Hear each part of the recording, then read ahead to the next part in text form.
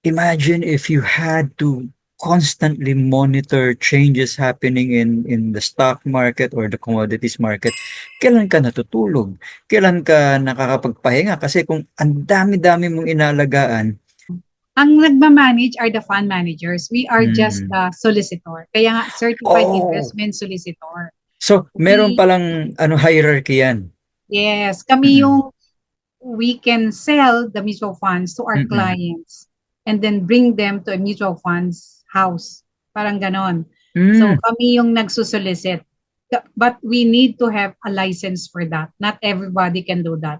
Not everybody can sell kasi we have to understand the risk profile of our clients. We are the hmm, only one who can understand our clients and hmm, we can suggest, but the clients will decide mm. based on the risk profile questionnaire.